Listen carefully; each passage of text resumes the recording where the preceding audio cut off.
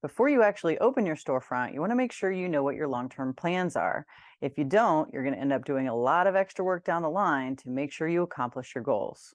Today, we're going to talk about some questions you want to ask yourself first so that those plans are in place from the very beginning. If efficiency is your game and you want to make sure that you don't have to redo all the work that you're doing right now, make sure you hit that like button, subscribe to my channel so that I can come back every week and give you more tips on how to get your storefront to its grand opening.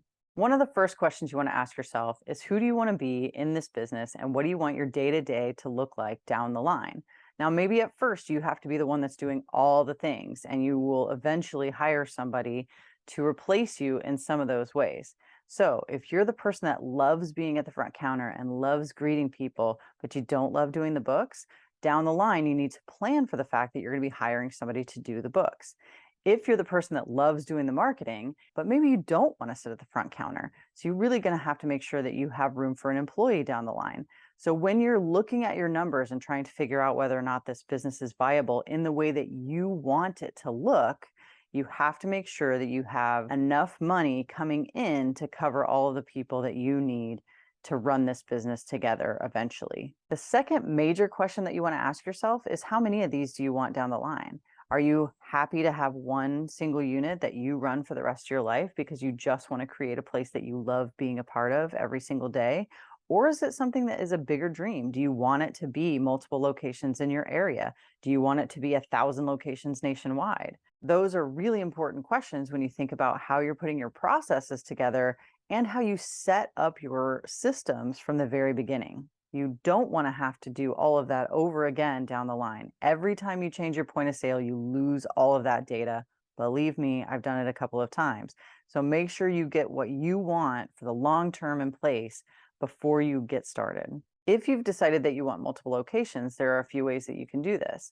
One is to open a bunch of locations yourself. A lot of people do this at first, even if they decide to go to the franchise model, because they want to make sure that it's a viable business in multiple locations. That looks like you being in charge of every single thing, including hiring and firing at all levels. You maybe have a general manager or a district manager or something like that that is helping you work with the employees and manage the different businesses while you oversee all the back end of ops. That still is you super involved in every single day-to-day operation of each one of those locations. Another way you can do it is become a franchisor like we did.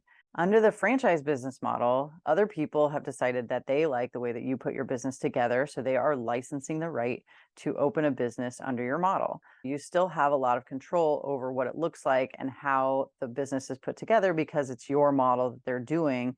However, it's not your business, which means that you're not the one that is putting up the capital for it. You are not the one that's doing the hiring and firing for it. So there's little pieces that are very different, and there's a lot of legal disclosures that go into what pieces you're in charge of and what pieces you're not. So what it comes down to is what you like to do on your day-to-day. What do you envision for your long-term 10-year, 15-year, 20-year plan? Make sure you put those pieces in place now so that you don't have to redo all of that. If you're not sure yet, put pieces in place to have it be a repeatable process anyway. All that does is make your processes more streamlined, easier to hand off to employees, and just a little bit cleaner as you open up. These are just a couple of things to think about before you start putting your business plan together so that you know exactly what it is that you're trying to do. I hope these couple of questions get your minds moving so that you can think about what you want your business to look like long term, but also so that you make sure that you're creating something that you adore showing up for and not something that is just another job.